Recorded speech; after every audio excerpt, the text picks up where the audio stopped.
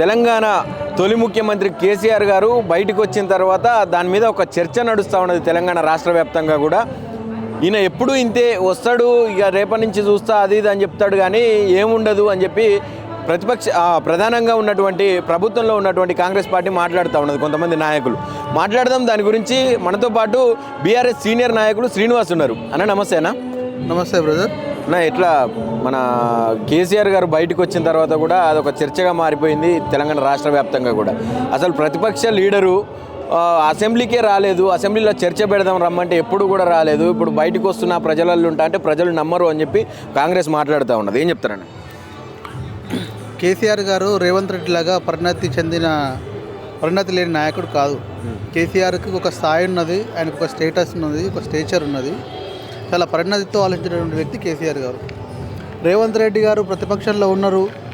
ఈరోజు సరే మంచుకో చెడుకో ఆయన కాంగ్రెస్ పార్టీలో ఉండి కొట్లాడి ఈరోజు ఆయన అదృష్టం కొద్దో ప్రజల ఆశీర్వాదంతో ముఖ్యమంత్రి అయ్యిండు. పరిపాలన పైన ఎలాంటి అవగాహన లేదు, తెలంగాణ పైనటువంటి ఎలాంటి అవగాహన లేదు. కొంత నేర్చుకునే కొంత వెసులుబాటు ఇద్దామనే ఉద్దేశంతో కేసీఆర్ గారు ఒక 2 సంవత్సరాలు సఫిషియెంట్ టైం ముఖ్యమంత్రి రేవంత్ రెడ్డి గారికి ఇచ్చారు. పరిపాలనలో ఉన్నటువంటి విషయాలన్నీ తెలుసుకొని చక్కగా పరిపాలన చేస్తాడు మన తెలంగాణ బిడ్డ అనే ఒక ఉద్దేశంతో. కానీ రేవంత్ రెడ్డి గారు చేసేటటువంటి విధానం ఎట్లున్నది అంటే టోటల్గా కేవలం నేను చంద్రబాబు నాయుడు వల్లనే రాజకీయాలకు వచ్చిన, చంద్రబాబు నాయుడు వల్లే నాకు ఈ స్థాయి వచ్చింది, ఏ నిర్ణయం కూడా చంద్రబాబు నాయుడు యొక్క ఆదేశానుసారం చేస్తా, తెలంగాణ ప్రజలకు తెలంగాణకు నాకు ఎలాంటి సంబంధం లేదు. ఈరోజు ముఖ్యమంత్రి అయినంటే బికాజ్ ఆఫ్ చంద్రబాబు అనే ఉద్దేశంతో నా మైండ్ సెట్తో ఈరోజు పరిపాలన చేస్తున్నాడు. కాబట్టి కేసీఆర్ గారు విధిలేని పరిస్థితుల్లో ఈరోజు పబ్లిక్గా చెప్పవలసి వస్తూ ఉంది.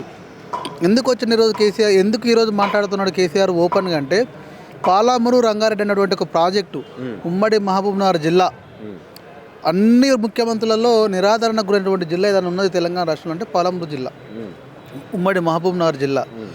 మరి ఇదే రేవంత్ రెడ్డి మా ఉమ్మడి పాలమూరు జిల్లాకు చెందినటువంటి వ్యక్తి. మరి ఆల్మోస్ట్ ఆల్ మన మాజీ ముఖ్యమంత్రి చంద్రశేఖరరావు గారు 90% పాలమూరు రంగారెడ్డి వరకు కంప్లీట్ చేసిండు. జస్ట్ ఒక 10% ఉంది అంతే. ఆ 10% కంప్లీట్ చేస్తే మహబూబ్నగర్ జిల్లా సస్యశ్యామలం అవుతుంది. ఉమ్మడి మహబూబ్నగర్ జిల్లా కొంత భాగం రంగారెడ్డి, ఈవెన్ నల్గొండ కూడా ఆ వాటర్ అనేది పోతుంది. 10% వరకు ఒకటి మిగిలిపోయింది, బ్యాలెన్స్ అయి ఉన్నది. ఈ 10 ఏళ్లలో ఎన్ని అనుమతులు తీసుకురావాలో అన్ని అనుమతులు తీసుకొచ్చిండు. ఆల్మోస్ట్ ఆల్ కంప్లీట్ చేసిండు. కేసీఆర్ గారికి పాలమూరు మీద ఒక మమకారం ఉన్నది. 2009లో నేను ఆంది నైట్ పోయి అక్కడ పోయి నేను నామినేషన్ ఇస్తే పాలమూరు జిల్లాలో ఉన్నటువంటి ప్రజలు నన్ను హక్కున చేర్చుకుని ఎంపీగా గెలిపించారు. పాలమూరు జిల్లాలో ఉన్నటువంటి ప్రజల దీవెనలతోనే ఈరోజు తెలంగాణ రాష్ట్రాన్ని సాధించడానికి ఒకటి ఆయనకు మనసులో ఉన్నది. కాబట్టి ఆయన పాలమూరు రంగారెడ్డి జిల్లాను ఖచ్చితంగా నేను కంప్లీట్ చేస్తే ఈరోజు అత్యధిక వలసలు ఉన్నాయి జిల్లా ఏదైనా ఉన్నదంటే మహబూబ్నగర్. కాబట్టి మహబూబ్నగర్ జిల్లా వలసలు ఆగాలి. 2 నదులు జీవనదులు మహబూబ్నగర్ జిల్లాకి పోతున్నాయి. కాబట్టి ఈ మహబూబ్నగర్ భూములకు పారాలనే ఉద్దేశంతో ఆ రోజు కేసీఆర్ గారు చాలా నిష్ణాతతో ఆ రోజు ప్రాజెక్ట్ కంప్లీట్ చేయడం జరిగింది. ఒక 10% వర్క్ మిగిలింది. ఒక 2 కిలోమీటర్లు కాలువ తొమ్మితే ఒక 4-5 రిజర్వాయర్లకు నీటి నింపి దాదాపు తెలంగాణలో మహబూబ్నగర్లో సగం జిల్లా మొత్తం సస్యశ్యామలమయ్యేది. తట్టెడు మట్టి తీయలేదు రేవంత్ రెడ్డి గారు. తట్టెడు మట్టి తీయకపోగా దాదాపు 100+ టీఎంసీ వాటరు పాలమూరు రంగారెడ్డి జిల్లాకు మనకు అలాట్ అయితే, తెలంగాణకు అలాట్ అయితే ఇది కృష్ణానదికి వెళ్ళి మాకు 47 టీఎంసీలు జరిపోద్దనే ఉద్దేశంతోనే ఉత్తమ్ కుమార్ రెడ్డి గారు సెంట్రల్ గవర్నమెంట్కి లేఖ రాసిండు. డిపిఆర్లు ఎనికి పంపించే విధంగా చేసుకున్నాడు. అంటే రేవంత్ రెడ్డి గారికి ఉన్నటువంటి ఇంట్రెస్ట్, ఆయనకు ఉన్నటువంటి ఇంటెన్షన్ ఏందో అర్థమైంది. కాబట్టి నాకు అన్యాయం జరిగినా పర్లేదు కానీ తెలంగాణ సమాజానికి అన్యాయం జరగదనే ఉద్దేశంతో ఈరోజు ఓపెన్గా బయటకు వచ్చే రేపు రాష్ట్ర వ్యాప్తంగా రేవంత్ రెడ్డి గారు తెలంగాణకు జరుగుతున్నటువంటి అన్యాయాన్ని ఏ విధంగా ద్రోహం చేస్తున్నాడో ప్రజలకు చెప్పడం ఉద్దేశంతోనే ఈరోజు ఆయన బయటకు వెళ్ళిండు. పబ్లిక్ రేవంత్ రెడ్డి గారేమో నేను తెలంగాణను అభివృద్ధి చేస్తా, తెలంగాణకు పక్క రాష్ట్రాలు కాదు పోటీ, పక్క దేశాలతో పోటీ పడుతుంది తెలంగాణ అని చెప్పి తెలంగాణని ముందుకు తీసుకుపోయే దిశగా నడుస్తున్నా అని చెప్పి ఫ్యూచర్ సిటీ అని చెప్పి రకరకాల పేర్లతోని అభివృద్ధిలో ముందలికి పోతున్నాం అని చెప్తా ఉన్నాడు రేవంత్ రెడ్డి గారు. మరి ఎందుకు ఇట్లాంటి డిపిఆర్లు వెనక్కి వచ్చి తెలంగాణకు జలదోపిడీ జరుగుతుంటే ఎందుకు ప్రశ్నించలేకపోతుంది ప్రభుత్వం? టీఆర్ఎస్ పార్టీ, బీఆర్ఎస్ పార్టీయే తెలంగాణ సమాజానికి రక్షణ కవచంలాగా ఉంటుంది. ఆ ఉద్దేశంతోనే ఈరోజు బయటకు వస్తుంది. ఏడ డెవలప్మెంట్ చేసిండు. ఈ 2 సంవత్సరాల తెలంగాణ హిస్టరీ మనం ఒకసారి చెక్ చేసినట్టయితే ప్రతి ఒక్క బిజినెస్ ఈరోజు డౌన్ఫాల్ అయింది. బికాజ్ ఆఫ్ యథా రాజా తదా ప్రజ అంటారు కదా. రేవంత్ రెడ్డి యొక్క పరిపాలన లేమితనం, రేవంత్ రెడ్డి యొక్క సైకోయిజం, రేవంత్ రెడ్డి యొక్క పక్కలని మానసికంగా ఇబ్బంది పెట్టే విధానంతో ఈరోజు మొత్తం తెలంగాణలో ఉన్నటువంటి ఇండస్ట్రీస్ మొత్తము ఆంధ్రప్రదేశ్కు వేరే రాష్ట్రాలకు తరలిపోతూ ఉన్నాయి. అన్న మీరు ఒక పాలమూరు బిడ్డ అనుకుంటా, నాకు తెలిసి అటు సైడ్ ఆ ప్రాంత బిడ్డనే ఉన్నారు. ఆ పాలమూరు బిడ్డగా చెప్పండి, ఇప్పుడు రేవంత్ రెడ్డి గారు ఏమంటున్నారంటే గతంలో కంటే ఇప్పుడే ఎక్కువ వాడుతున్నాం కృష్ణా నీళ్లు, కృష్ణా జలాలు తెలంగాణకు అని చెప్తా ఉన్నారు. అది ఊళ్ళలో వెళ్ళి జనాలకు వెళ్ళి అడిగితే చెప్తారు. ఆయన అసలు నీళ్ళు కాదు కదా, ఒక తట్టడి మట్టి తీయనోడు ఒక 10% వరకు కంప్లీట్ చేస్తే మొత్తం ఉమ్మడి మహబూబ్నగర్ జిల్లా సస్యశ్యామలం అవుతుంది అనుకున్నాడు. నువ్వు ఏడా సస్యశ్యామలం అవుతా ఉంది. ఆయన ఫ్యూచర్ సిటీ, 4th సిటీ అంటున్నాడు. ఇదే మైక్ పట్టుకొని పోండి, ఆడ అడవులు గుట్టలు రాళ్ళు ఉంటాయి. టెంపరీగా ఒక బిజినెస్ మీటింగు దగ్గర 200 కోట్ల రూపాయలు ఖర్చు చేసిండు. అక్కడ ఏం లేదు, ఒక అడవిలో మీటింగ్ పెట్టి. నువ్వు ఏదైతే పెట్టుబడులు తెలంగాణ రాష్ట్రం సాధించాలని అనుకున్నావు, అదే మీటింగు మన పక్కల మన ఆసియా ఖండంలోనే బెస్ట్ కన్వెన్షన్ ఉన్నది ఇక్కడ మన హైటెక్ సిటీలో.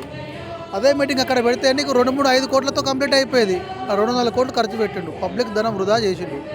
ఆడ తీసుకెళ్ళి ఆయన ఏం సాధించింది ఏంది? ఆ గుట్టల రాళ్ళు చూపించి వచ్చేవే ఇన్వెస్టర్స్ కూడా అక్కడ వాతావరణం చూసి రాకుండా వెళ్ళిపోయారు. అర్థమైందా? చూడండి మీరు, ఇక్కడ 4th సిటీ కాదు కదా, అక్కడ ఏం లేదు, మొత్తం అడవి. ఏం చేసిండు? కనీసం ఒక రోడ్ కూడా వెళ్ళి. ఫార్మసిటీ కోసం కేసీఆర్ వేసిన రోడే ఉన్నది అక్కడ.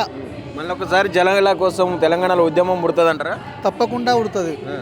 ఎందుకంటే జలదోపిడి అనేది ఏ ఒక్క మన భారతీయ సంస్కృతి కానీ, ఏ ఒక్క కంట్రీ హిస్టరీ కానీ, ఎక్కడైతే వాటర్ సోర్స్ ఉన్నాయో ఆ వాటర్ సోర్స్ దగ్గరనే నాగరికత వెలిసింది. పబ్లిక్ అనేది అక్కడ ఉన్నారు. మరి తెలంగాణ రాష్ట్రం సాధించుకున్నదే నీళ్ళ కోసం, నిధుల కోసం, నియామకాల కోసం. ప్రధానమైనది వాటర్. మీరు ఒక 15 ఏళ్ళ బ్యాక్ మీరు చాలా చిన్నపిల్లలు అయ్యిండో చూస్తున్నట్టయితే రైతుల అరిగోస, అసలు ఏ ఊర్లో వాటర్ లేదు. ఒక్కొక్క రైతు 5 ఎకరాల పొలం ఉంటే 10 బోర్లు వస్తే ఆ 5 ఎకరాల పొలం అమ్మి బోర్లకు పెట్టి అప్పుల పాలై హైదరాబాద్లో వచ్చి వాచ్మెన్ డ్యూటీ చేసుకున్న పరిస్థితులు వచ్చింది. ఇప్పుడు ఏ ఊరికన్నా పోండి, ప్రతి ఊర్లో వాటర్ ఉంది ఈరోజు. అంటే ఆ కాలువల ద్వారా చెరువులన్నీ కుంటలు నింపి ప్రతి ఊర్లో గ్రౌండ్ వాటర్ లెవెల్ పెంచిండు కేసీఆర్ గారు. రేవంత్ రెడ్డి గారు ఏం చేసిండు? ఒక్క ప్రాజెక్టు కట్టిండా? నేను ఒక చెప్తే ఇజ్జత్ పోతుంది. రేవంత్ రెడ్డి గారిది మాది పక్కపక్కల గ్రామ పంచాయతీ. ఆయన గ్రామానికి రోడ్ వేసుకోవడానికి 2 ఏళ్ళు పట్టింది. ముఖ్యమంత్రి గ్రామానికి ఆయన అసలు స్పెషల్గా యంత్రాన్ని మొత్తం, ఆయన ఉన్నటువంటి గవర్నమెంట్ యంత్రాన్ని మొత్తం ఆ ఊర్లో దించి కలెక్టర్ను, ఎస్పీని, వాళ్ళని వీళ్ళని మొత్తం ఎమ్మెల్యేలను, ఎంపీలు, మంత్రులను దించితే కూడా 2 నెలల ఆ ఊరికి ఆయన ఏదైతే పెట్టుకున్నాడో ఆ రోడ్ ఇంకా కంప్లీట్ కాలే. మీరు మైక్ పట్టుకొని పోండి, ఇంకా ఆచ కడుతున్నారు. అంటే ఒక ఊరికి రోడ్ వేయడానికే 2 ఏళ్ళు పడితే నువ్వు ఈ తెలంగాణ రాష్ట్రంలో ఉన్నటువంటి సమస్యలు నువ్వేం పరిష్కారం చేస్తావు? అది ఎక్కడో కాదు, సొంత గ్రామానికి. ఆయన ప్రతి దసరాకు ఊరికి పోతాడు. కొండారెడ్డిపల్లి అనే గ్రామం మాది, గాదర్ గ్రామ పంచాయతీ, ఒంగూరు మండలం. ప్రతి దసరకు ఆయన ఆ గ్రామానికి జమ్మి చెట్టు కాడ వెళ్ళి జమ్మి పూజ చేస్తాడు. ఆయన ఊరుకోనికి వేసుకున్న రోడ్కే 2 ఏళ్ళు అయిపోయింది. మన ఆగారకు కాబరా ఆడంగిరంగా చేసారు మన పోయిన దసరకు. మళ్ళీ ఇప్పటి వరకు కూడా ఆ వర్క్ నడుస్తూనే ఉంది. ఇంకా ఏం కంప్లీట్ కాలేదు. అంటే రేవంత్ రెడ్డి గారికి ఆయనకు అంత గోల్ అంతుంది, రాష్ట్రానికి ముఖ్యమంత్రి కావాలనుకున్నాడు, అయ్యిండు. ఆ 5 ఏళ్ళు ఎట్లా నెట్టుకురావాలనే ఆలోచన మీదనే కొంత ప్రజల వ్యతిరేకత లోపల కేటీఆర్ గారికి, హరీష్ రావు గారికి, లేకపోతే కేసీఆర్ గారికి నోటీసులు ఇవ్వాలి, సిట్ పేరు మీద దాని మీద గుంజాలి, వాళ్ళని టైంపాస్ చేయాలి. అదే వాళ్ళ కథ అంతా. ఫైనల్గా ఏం చెప్పాలనుకుంటున్నారు? ఒక పాలమూరు బిడ్డ అయ్యుండి కూడా ఇంకా పాలమూరు రంగారెడ్డి ఎత్తిపోత పథకాలకి సంబంధించినటువంటి డిపిఆర్ వెనక్కు పంపించినా కూడా ఇంతవరకు దాన్ని ప్రజలకు పెట్టకపోవడం, అసలు ఎవరికి చెప్పకపోవడం, ఇదంతా ఏం చెప్పాలనుకుంటున్నారు? అంటే ఆయనకు మొత్తం డిక్టేటర్షిప్ రాజకీయమైనది. ఆయన ఏమనుకుంటారు? మాకు ఎవరు మాకు తిరుగులేదు అనుకుంటున్నాడు. కేసీఆర్ గారి యొక్క ఏమంటారు మంచితనాన్ని, ఆయన యొక్క ఓర్పుని, పిల్లగాడు ఫస్ట్ టైం ముఖ్యమంత్రి అయ్యిండు, మంత్రిగా కూడా ముఖ్యమంత్రి అయ్యిండు, కొంత తెలుసుకుంటాడు. ఆయన వెసులుబాటు ఇస్తే ఆయన నెత్తిలో కూర్చొని డాన్సులు వేస్తున్నాడు. ఆయన రేపు బయటికి వెళ్తాడు. ఆయనకు అసలు రంగు అనేది ప్రజలకు తెలుస్తుంది.